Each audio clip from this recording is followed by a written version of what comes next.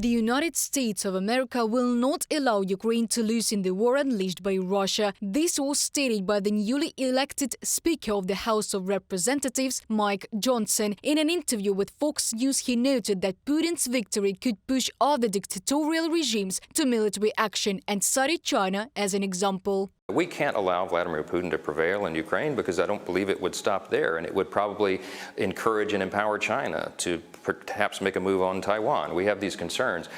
We're not going to abandon them, but we have a responsibility, a stewardship responsibility over the precious treasure of the American people, and we have to make sure that the White House is providing the people with some accountability for the dollars. Republican Johnson is called an ally of Donald Trump. Previously, the newly appointed speaker also voted against the $40 billion aid package for Ukraine. Despite this, according to Mike Johnson's fellow party member Boris Pincus, the United States continues to remain a friend of Ukraine, and the Speaker of the U.S. House of Representatives confirmed this in his statement.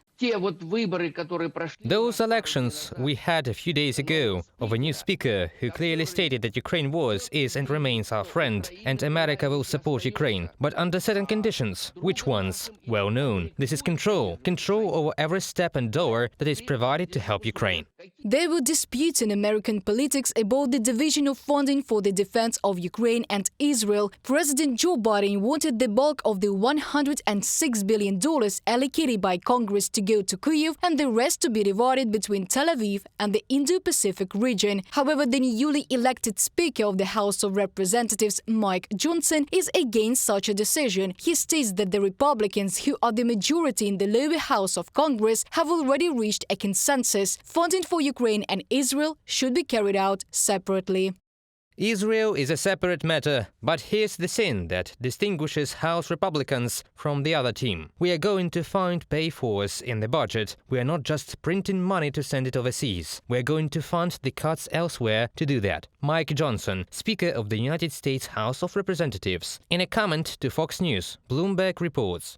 Amid the U.S. decision to split aid to Ukraine and Israel, the U.S. Department of Defense announced the 49th military aid package. This included additional missiles for HIMARS systems, anti-tank missiles, Stingers, Javelins, and 154mm artillery shells. In addition to these weapons, member of the Republican Party Boris Pincus believes that ATACMS missiles will continue to be supplied to Ukraine, and in the near future, fourth-generation fighters will finally appear in the Ukrainian skies.